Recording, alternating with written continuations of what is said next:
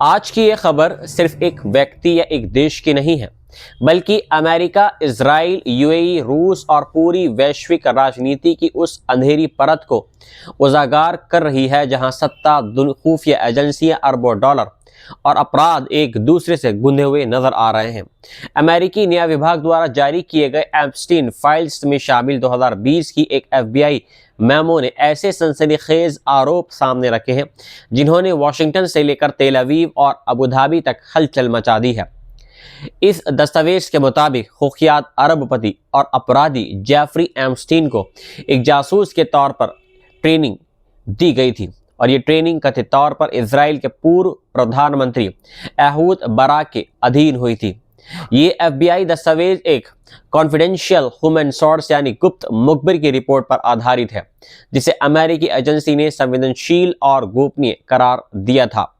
यह मुखबिर अक्टूबर 2020 में एफबीआई को जानकारी देता है कि अमेरिका के चुनावी सिस्टम पर विदेशी और घरेलू दखल की जांच के दौरान उसे कई और गंभीर जानकारियां मिली हैं। रिपोर्ट्स के अनुसार इस सोर्स ने हार्वर्ड लॉ प्रोफेसर और हाई प्रोफाइल वकील एलन शर्जोविट्स और जेफरी एप्स्टीन के बीच हुई फोन कॉल्स को सुना, नोट्स बनाए और बाद में वही जानकारियां सीधे इजरायली खुफिया एजेंसी मोसाद तक पहुंचाई गई। इस सोर्स का दावा है कि इन्हीं बातचीतों के बाद उसे यकीन हो गया था कि एप्स्टीन एक को ऑप्टेड मोसाद एजेंट था, यानी ऐसा एजेंट जिसे ब्लैकमेल या लालच के जरिए अपने कंट्रोल में लिया गया हो। रिपोर्ट में यह भी कहा गया है कि एहूद बाराक तत्कालीन प्रधानमंत्री बेंजामिन नेतन्याहू को एक अपराधी मानता था और इजराइल की राजनीति को अंदर से अस्थिर करने की बातचीतें लगातार होती रही थी। यही नहीं, इस दस्तावेज में ये चौंकाने वाला दावा भी है कि शर्जोविट्स ने एक अन्य अमेरिकी वकील से कहा था कि एप्स्टीन अमेरिका और उसके सहयोगी देशों की खुफिया एजेंसियों दोनों के लिए काम करता था। इसी एफबीआई मेमो में ये आरोप भी शामिल है कि खुद शर्जोविट्स को भी मोसाद द्वारा को ऑप्ट किया गया था और वे उसके मिशन से पूरी तरह सहमत था। ये सारे दावे किसी अदालत में साबित नहीं हुए हैं, लेकिन इनका सरकारी दस्तावेजों में दर्ज होना ही कई सवाल खड़े कर रहा है। इसी बीच एक और चौंकाने वाली बात सामने आई है। एप्स्टीन फाइल्स में मक्का से काबा के खिलाफ के टुकड़े एप्स्टीन तक यूएई से जुड़े नेटवर्क के जरिए भेजे जाने का जिक्र है। ये मामला धार्मिक भावनाओं के साथ साथ खाड़ी देशों और इजराइल के गुप्त रिश्तों की ओर भी इशारा कर रहा है। दस्तावेजों के मुताबिक एप्स्टीन और एहूद बाराक के बीच दशक भर पुराना रिश्ता था और बाराक ने 2013 से 2017 के बीच न्यूयॉर्क स्थित एप्स्टीन के टाउन हाउस में 30 से ज्यादा बार दौरा किया। ईमेल्स में दोनों के बीच मोसाद को लेकर मजाकिया लेकिन संदिग्ध बातचीत भी सामने आई है, जहां एप्स्टीन लिखता है कि उसे साफ करना चाहिए कि वे मोसाद के लिए काम नहीं करता, जिस पर बाराक जवाब देते हैं कि तुम या मैं, और एप्स्टीन कहता है कि मैं नहीं। इन ईमेल्स के मायने अब और ज्यादा गंभीर हो जाते हैं। एफबीआई की इसी मेमो में अमेरिका के राष्ट्रपति डोनाल्ड ट्रंप को लेकर भी विस्फोटक आरोप लगाए गए हैं। रिपोर्ट में कहा गया है कि ट्रंप इजराइल द्वारा कंप्रोमाइज किए गए थे, यानी उन पर दबाव या प्रभाव डाला गया था और इस पूरे सिस्टम के पीछे असली दिमाग उनके दामाद जेरेड कुशनर थे। दस्तावेज में यह भी आरोप है कि यहूदी धार्मिक संगठन चाबाद लुबाविच ने ट्रंप के पहले कार्यकाल को हाईजैक करने की कोशिश की। एफबीआई मेमो के अनुसार चाबाद ट्रंप प्रशासन के भीतर गहरी पैठ बना चुका था और रूस के राष्ट्रपति व्लादिमीर पुतिन के करीबी माने जाने वाले रूसी चीफ रब्बी बैरल लाजर को इस नेटवर्क का अहम चेहरा बताया गया है। रिपोर्ट में यह भी कहा गया है कि चाबाद रूस में राज्य प्रयोजित यहूदी धर्म की तरह काम करता है और पुतिन इसका इस्तेमाल रूसी यहूदी अरबपतियों पर नजर रखने के लिए करते हैं। एफबीआई मेमो में यह भी दर्ज है कि ट्रंप के राष्ट्रपति चुने जाने के दिन इवांका ट्रंप और जेरेड कुशनर चाबाद नेटवर्क के सबसे प्रभावशाली रब्बी की कब्र पर मौजूद थे। इसी रिपोर्ट में यह भी दावा किया गया है कि जेरेड कुशनर इजराइल समर्थक नेटवर्क के एक प्रमुख स्तंभ हैं और अमेरिकी नीति पर उनका असाधारण प्रभाव रहा है। दस्तावेज आगे बढ़ते हुए ये भी बताते हैं कि एप्स्टीन ने अमेरिका और विदेशी खुफिया एजेंसियों के लिए काम किया और 2008 में हुए उसके विवादित प्ली डील के दौरान तत्कालीन अमेरिकी अभियोजक को बताया गया था कि एप्स्टीन इंटेलिजेंस से जुड़ा हुआ है। अब इस पूरे मामले में यूएई का नाम भी बार बार सामने आ रहा है। लीक हुए ईमेल्स के मुताबिक एप्स्टीन ने अहूद बराक और दुबई की सरकारी पोर्ट कंपनी डीपी वर्ल्ड के सीईओ सुल्तान अहमद बिन सुलेम के बीच बैकडोर मीटिंग्स करवाई। यही वही नेटवर्क है जो आगे चलकर अब्राहम अकॉर्ड्स की जमीन तैयार करता है। इन ईमेल से पता चलता है कि 2013 में एप्स्टीन ने बराक से कहा था कि सुलेम दुबई के शासक का दायां हाथ है और इजराइल के लिए बेहद अहम संपर्क साबित हो सकता है। बराक ने जवाब में लिखा कि शांति प्रक्रिया क्षेत्र में किसी बड़े राजनीतिक बदलाव के बाद इस रिश्ते को और आगे बढ़ाया जा सकता है, लेकिन उन्होंने ये भी कहा कि इस पहचान को किस तरह इस्तेमाल किया जाए इस पर गंभीरता से सोचना होगा।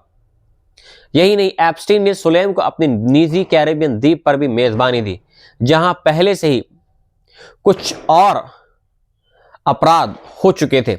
ईमेल्स में दोनों के बीच महिलाओं को लेकर कुछ उल्टी सीधी बात भी सामने आई है, जो इस पूरे नेटवर्क की नैतिकता पर सवाल उठाती है। एप्स्टीन के रिश्ते सिर्फ इजराइल और यूएई तक सीमित नहीं थे, बल्कि उसके संबंध ब्रिटेन के पूर्व प्रधानमंत्री टोनी ब्लेयर, पूर्व मंत्री पीटर मेडल्सन, अमेरिकी कंपनी पॉलेंटिल और यहां तक कि मंगोलिया और रूस से जुड़े कूटनीतिक प्रयासों तक फैले हुए थे। एफबीआई दस्तावेजों में यह भी दावा किया गया है कि सिलिकॉन वैली की एक वेंचर कैपिटल फर्म टेक्नोलॉजी चोरी के लिए इस्तेमाल की जा रही थी और उसके तार रूस से जुड़े हुए थे। इसी पूरे विवाद के बीच इजराइल के प्रधानमंत्री बेंजामिन नेतन्याहू ने सोशल मीडिया पर सफाई देते हुए कहा कि एप्स्टीन और यहूद बराक की नजदीकियां इस बात का सबूत है कि एप्स्टीन इजराइल के लिए काम नहीं करता था, बल्कि बराक इजरायली लोकतंत्र को कमजोर करने की कोशिश कर रहे थे। लेकिन आलोचकों का कहना है कि यह सफाई सवालों को शांत करने के बजाय और गहरा कर रही है। जेफरी एप्स्टीन की 2019 में न्यूयॉर्क की जेल में संदिग्ध मौत के बाद अब जो फाइल्स सामने आ रही हैं वो ये संकेत देती हैं कि वे सिर्फ एक यौन अपराधी नहीं, बल्कि एक वैश्विक सत्ता संरचना का खतरनाक मोहरा था। एक ऐसा व्यक्ति जो नेताओं, अरबपतियों, खुफिया एजेंसियों और राजनीतिक सौदों के बीच एक पुल का काम कर रहा था। और आज जब ये दस्तावेज सामने आ रहे हैं तो सवाल सिर्फ ये नहीं है कि एप्स्टीन क्या था, बल्कि यह है कि दुनिया की सबसे ताकतवर सरकारें और एजेंसियां कितनी गहराई तक इस अंधेरे खेल में शामिल थी।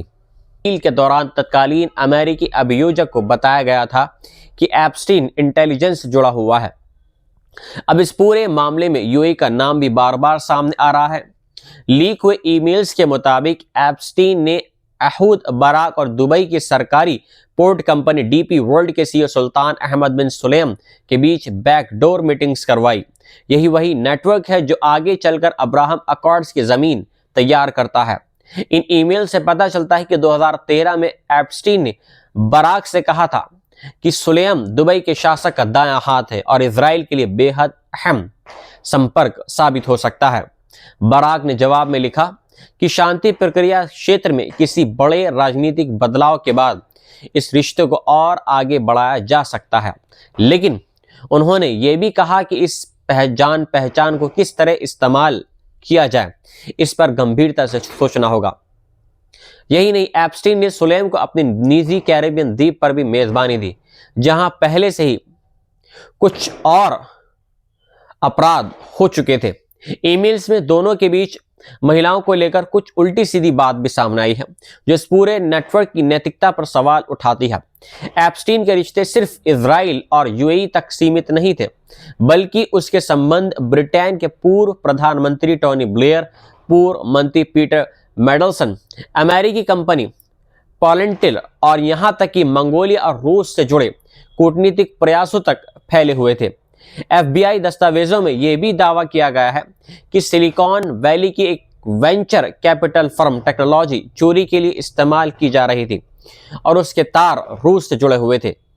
इसी पूरे विवाद के बीच इजराइल के प्रधानमंत्री बेंजामिन नेतन्याहू ने सोशल मीडिया पर सफाई देते हुए कहा कि एप्स्टीन और यहूद बरा की नजदीकियां इस बात का सबूत है कि एप्स्टीन इजराइल के लिए काम नहीं करता था, बल्कि बराक इजरायली लोकतंत्र को कमजोर करने की कोशिश कर रहे थे। लेकिन आलोचकों का कहना है कि यह सफाई सवालों को शांत करने के बजाय और गहरा कर रही है।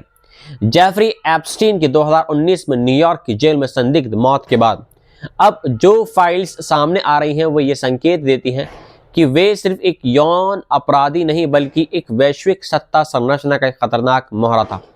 एक ऐसा व्यक्ति जो नेताओं, अरबपतियों, खुफिया एजेंसियों और राजनीतिक सौदों के बीच एक पुल का काम कर रहा था। और आज जब ये दस्तावेज सामने आ रहे हैं तो सवाल सिर्फ ये नहीं है कि एप्स्टीन क्या था, बल्कि यह है कि दुनिया की सबसे ताकतवर सरकारें और एजेंसियां कितनी गहराई तक इस अंधेरे खेल में शामिल थी।